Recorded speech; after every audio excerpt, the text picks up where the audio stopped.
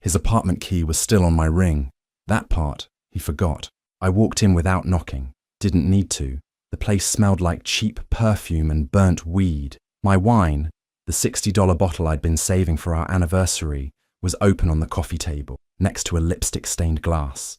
My robe, the one I bought in Italy, hung off her shoulders like it belonged to her. She looked up from her phone, gave me the once-over, then had the nerve to smile. "Oh, hey," she said, as if I were the guest. I didn't scream. I didn't cry. I didn't even blink. I smiled back, the kind of smile that feels like the first slice through wrapping paper. Smooth, satisfying, sharp. She thought I didn't know, that she was some secret, but I'd seen the texts. I'd seen the Uber receipts, the hotel charges, the selfies he forgot to delete from the cloud, and I'd seen his messages to her, the ones where he called me boring and said she was more fun. More fun. Sure, if fun meant maxing out his card on concert tickets and boutique week, if fun meant buying sneakers we couldn't afford while I worked 2 jobs to pay rent, fun had a new meaning apparently, dumb enough to fall for a man with bad credit and worse taste in furniture. I didn't tell her to leave. I didn't ask questions. I walked to the bookshelf, took down the folder he kept all his important documents in, and slid it into my bag. She was too busy checking her reflection in the black screen of the TV to notice. He came home 20 minutes later. His face went pale, then red. He opened his mouth to say something, but I cut him off with one sentence. "She's all yours." Then I left, but not before cancelling my cosign on his lease, freezing our joint account and calling his credit card company to report suspicious charges, like the $600 necklace he bought her. His mail was already piling up with final notices. He said he wanted fun. Now he could have it. With her. And with the debt I left behind. 7 years. That's how long I spent playing the loyal partner. Not girlfriend, partner. That's what he always called me. We were building something together, or so I believed. A life, a future, a business. He had the ideas, the big dreams, the charm. I had the spreadsheets, the tax forms, the unpaid hours after my day job. While he talked about our vision, I was the one making sure the bills were paid and the bank didn't come knocking. He'd mess up. Constantly. Missed deadlines, forgotten invoices, clients he charmed but couldn't deliver for. I'd step in, smooth it over, rewrite his proposals, even drive across town to drop off documents he swore he already sent. I wasn't just the girlfriend. I was the accountant, secretary, therapist, and unpaid intern rolled into one. We talked about getting married. Once the business takes off, he'd say, every year, like clockwork, and I believed him. I didn't need a ring right away. We were in this for the long haul, and it wasn't like I wasn't benefiting, right? We were a team. Until I checked the LLC paperwork, I wasn't snooping. I was updating some tax info and needed the registration number. I opened the file and there it was, in clean legal print. Registered owner, Jason M. Carter. No mention of me, not even a co-founder line. I looked through the documents again, slower this time, searching for some mistake. Maybe my name was in there somewhere. A note, a signature, something, nothing. Everything we'd built, or rather, everything I had helped build, was legally his. The email accounts, his name, the trademark I paid the filing fee for, also his. The shared bank account we used for expenses. I later found out it had been drained into another one with only his name on it. I sat there in the kitchen for an hour, just staring at the folder. That was the moment it all shifted. The love, the partnership, the belief that we were equals. It crumbled, not in a dramatic way, more like a quiet unraveling, thread by thread, until I was left sitting in the wreckage of someone else's fantasy. He never planned to build a future with me. He planned to use me to build his, then walk away clean. And the worst part, I'd let him. It started with a receipt, a dinner for 2, at a sushi place we never went to. I found it crumpled in his jacket pocket while doing laundry. There was lipstick on the edge, not mine. I don't wear orange. Then came the Venmo payments, weird ones, vague captions like, "Thanks, babe heart eyes," and "for the night kissing face." At first, I told myself, maybe they were inside jokes. Maybe they meant nothing. But who was Maddie L? And why was she getting 3 payments in 1 week? I asked him, casually. He said she was a realtor, helped him look at office spaces. "You know how flaky people are," he said, brushing it off. "Sometimes I just Venmo them stuff to get things done faster." It didn't make sense, but he smiled the way he always did when he wanted to shut me up, like I was overthinking, like I was the problem. A week later, I found a second phone in the drawer of his nightstand. It wasn't even hidden well, just tucked under old receipts and a broken pair of headphones. The lock screen lit up with a message, "Maddie, can't wait for dessert." That's when I stopped asking questions. I started watching. I waited until a Thursday, said I had a late work shift, and followed him after he left for a meeting. I stayed a few cars behind, barely breathing. He drove across town to a cozy little Italian spot with fairy lights and outdoor tables. She was already there.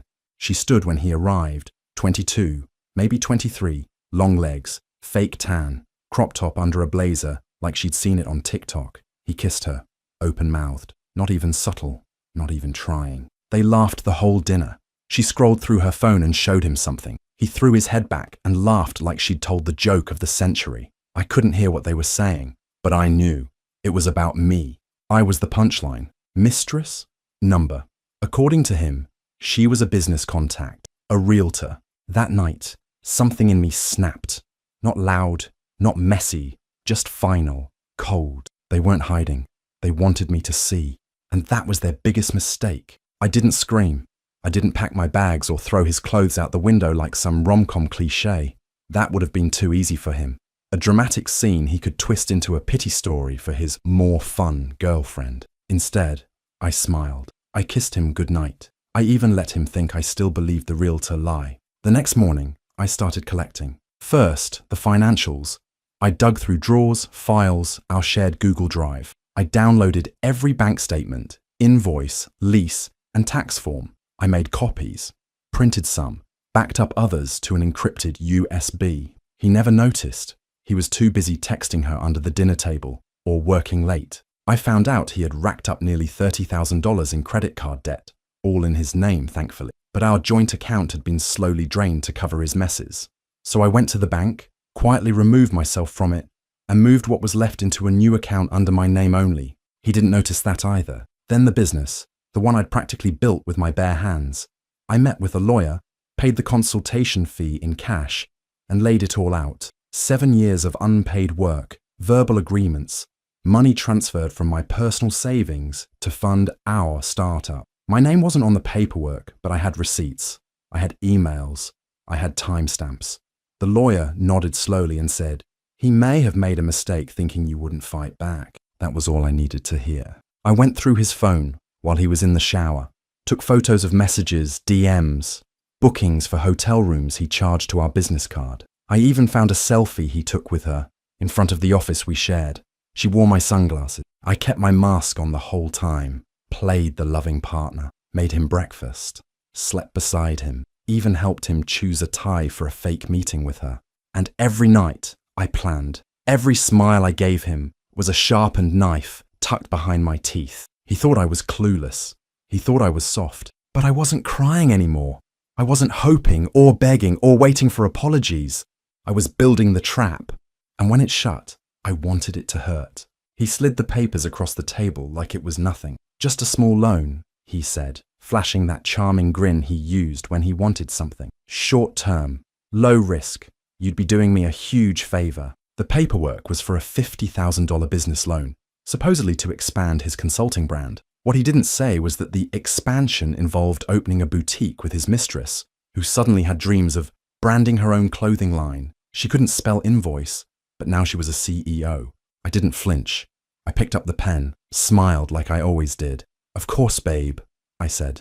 "Whatever you need." What he didn't know was that I'd already met with a financial advisor. I'd already transferred every cent of value, assets, savings, my car, into my name or out of our shared holdings. My credit, locked. My name, removed from anything that could tie me to his spiral. I let him think I was still on the hook, that I was still the loyal, clueless girlfriend who trusted him blindly. While he was at business meetings, I was calling credit companies and cutting every joint tie. I froze accounts, removed myself as an authorized user, and flagged his social security number with suspicious activity. Quiet moves, legal ones, and best of all, irreversible. When it came time to finalize the loan, I pretended to sign, let him walk away with the packet. Then I called the bank and withdrew the application myself. I sent the documents in with just his name. The loan was approved under him alone. His credit, his liability, his problem. He was giddy, thought he played me, thought I didn't notice the sudden Venmo to Maddie L titled Launch Funds. That was fine. He could fund her dreams with his own debt. He thought he was setting me up, using my trust to cover his affair. But really, I'd spent weeks setting him up, and he'd just signed the papers that would ruin him. His birthday dinner was at one of those overpriced rooftop places he always picked to impress people. String lights, fake ivy walls, watered-down cocktails. He invited everyone, friends, business contacts, even his parents. Of course, she was there too, sitting pretty, in a white dress, like she thought she was starring in a proposal video. Perfect. I wore red, lipstick, heels, the works. I played my part like a pro, the supportive girlfriend. I laughed at his jokes, toasted to our future, kissed his cheek for pictures. All eyes were on us. Right before dessert, I stood up and clinked my glass. "I have something special for you," I said, smiling wide. He grinned like he already knew what it was. His mistress leaned forward, breath held. I pulled out a small black box, velvet, classic. His eyes lit up. He looked ready to jump out of his seat. "Jason," I said sweetly, "you once told me I was the best investment you ever made." I opened the box. Inside was a $9.99 cubic zirconia ring from Amazon, clearly fake. Plastic sparkle under string lights. The table went quiet. I didn't stop smiling. "And since you love investments so much," I continued, "I figured I'd bring a few of yours." I reached into my bag and handed him a manila folder. Inside, printouts of every financial statement, credit report, bank account, and debt, now solely under his name. Copies of the LLC paperwork, a screenshot of his Venmo to Maddie, even the boutique lease, signed by him alone. He started flipping through it, his face draining of color. The room went still. "What is this?" he asked, voice low. "Your future," I said, "the one you built without me." Maddie reached for the folder. He jerked it away. People started whispering. His parents looked horrified. Someone at the next table was filming. He stood up, voice rising. "Are you serious right now? You're doing this here?" I picked up my champagne, clinked glasses with my best friend, who'd been waiting for this moment all month, and said, "Cheers." He kept yelling, said I was crazy, that I'd ruined his night. But the truth was, he ruined everything long before tonight. I just gave him the receipt, publicly, with a smile. He moved in with her less than a week after the birthday disaster. I watched it all unfold on Instagram, stories of boxed wine, takeout dinners, and his attempt at assembling IKEA furniture with his shirt off. She posted it like they were living the dream. She really thought she won. At first, it was cute. They played house in her tiny apartment, split rent, and he bragged about new beginnings. But then the bills started rolling in. Credit card minimums, late fees, business expenses from the boutique that never launched. His car got repossessed. The internet got shut off twice. She started posting less. Turns out, being the fun girlfriend is expensive when your man has the financial habits of a raccoon in a dollar store. She picked up a second job bartending. He tried freelancing, but without me quietly fixing his messes, clients stopped returning calls. He blamed the economy. Meanwhile, debt collectors started calling her phone looking for him. Somehow his contact number still redirected to hers. That part made me laugh out loud. One day, I sent her a package. Inside, a save the date card. My wedding. Not to Jason, obviously. I'd moved on. Someone solid, quiet, good with numbers. The card was custom, gold foiled, thick as a credit card. On the back, I wrote a short note. "No hard feelings. You inherited more than just my robe. Love, the ex." She never responded. But 2 days later, she deleted every photo of him from her page. Last I heard, he was sleeping on a friend's couch and trying to sell watches on eBay. She moved back home to reset. She won him, and everything that came with him. Congratulations to the happy couple. It didn't take long for the fallout to catch up with him. The boutique failed within a month. No licenses, no suppliers, no plan, just vibes and unpaid invoices. His clients dropped him after a few missed deadlines and one particularly nasty refund request that went viral on LinkedIn. He tried blaming the economy again. No one bought it. Then his car got towed in front of a coffee shop. Someone filmed it. He was yelling at the tow truck driver in mismatched slides. The video made it to Twitter. By fall, he was couch hopping between two old college friends who regretted saying yes. Word had gotten around. Everyone he once bragged to about his empire now avoided him like he was contagious. He showed up at my place one evening, uninvited, holding takeout from our old favourite spot like that would undo everything. "You don't even have to say anything," he said, with that fake half smile he used when he was nervous. "Just hear me out." I let him talk. I didn't interrupt. I didn't blink. He went on for 5 minutes about how I was the one who understood him, how things got out of hand, how the other girl didn't get him like I did, how we were unstoppable. When he paused to catch his breath, I pressed stop on my phone's voice memo app and said, "Cool, I'll send that to her." His smile dropped. I sent the audio file to his girlfriend before he even left the driveway. That was the last time I saw him. I didn't feel triumphant. I didn't feel bitter. I just felt done, like I'd finally walked out of a fog and into sunlight. He used to say I was too emotional, too intense, that I held on to things. He was right. I held on to the truth. I held on to every lie he told and every promise he broke until I could fold them into something sharp and throw them right back at him. Now, I sleep fine. He doesn't even own a bed. 6 months later, I was living in a downtown loft with exposed brick, a balcony, and no man-child cluttering the kitchen with protein powder tubs and unwashed blenders. I'd gotten a promotion, a real one, with a raise and a corner desk, and I was actually excited to go to work every morning. No more second job, no more secret deck cleaning, no more pretending someone's potential was enough to make up for their reality. I got new furniture, tossed everything we picked out together, even the couch, especially the couch. I replaced it with a sleek navy velvet one, the kind I always wanted, but he said was too dramatic. Turns out, dramatic suits me just fine. My phone was quieter too. No panicked calls from him about missed payments. No guilt texts. No fake emergencies. Occasionally, he'd still try to pop up on social media with some vague quote about growth or people changing. I muted him, blocked his friends, kept my peace. The only thing I kept from him was the robe. I wore it one morning while sipping espresso on the balcony, sun hitting my face, silence all around, and laughed. Because once upon a time, I thought that robe symbolized intimacy, connection, love. Now, it just matched my new slippers. I wasn't angry anymore, not even a little. The rage burned off months ago. What was left was something better, clarity, strength, a version of me I actually liked. I used to think loving someone meant carrying their weight, covering their lies, stitching their broken pieces back together. But love, real love, shouldn't feel like dragging a corpse through your 20s. He didn't just betray me. He gave me a reason to rebuild, to wake up. And honestly, that was the gift. I started dating again, casually. Smart men, kind ones, ones with their own furniture. No one perfect, just no one trying to suck the life out of me while calling it partnership. People ask if I'd ever take him back. I laugh hard. Then I tell them the truth. Turns out, I didn't lose a partner. I shed a parasite. I posted it all to Reddit on a Tuesday night. The whole story, start to finish, under the title, "My ex said his mistress was more fun, so I let her inherit his debt, not his ring." A revenge story. I included screenshots, Venmo receipts, the business documents, the fake engagement ring, even a photo of the robe she tried to keep. I laid it out like a courtroom presentation. No fluff, no tears. Just facts, sarcasm, and fire. Within hours, it blew up.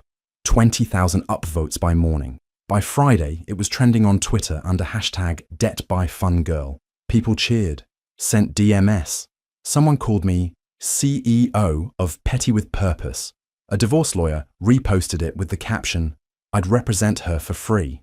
Even BuzzFeed reached out. Then it got messy. The mistress, Maddie, found the thread. She commented from a throwaway, "You sound bitter of lol, get over it." Big mistake. People dug up her public Instagram posts, screenshots, timelines, matched every receipt. The internet turned her into a meme. Mistress with a MasterCard. 2 days later, he showed up in the thread from his real account. "You're not telling the whole story. You were controlling and emotionally manipulative." That comment got downvoted into oblivion. Someone replied with, "You mean she controlled the money while you were out here buying Balenciaga for Becky?" He deleted his account the next day. The mod stickied my post. I did an AMA. Someone from an indie publishing house messaged me asking if I'd ever considered turning it into a book. I hadn't, but now I am. Apparently, vengeance sells. It's funny. I thought closure would come quietly. It didn't. It came with 80,000 Reddit followers and a potential book deal. Guess I found my new business venture. One I own. One with my name on it. No parasites allowed.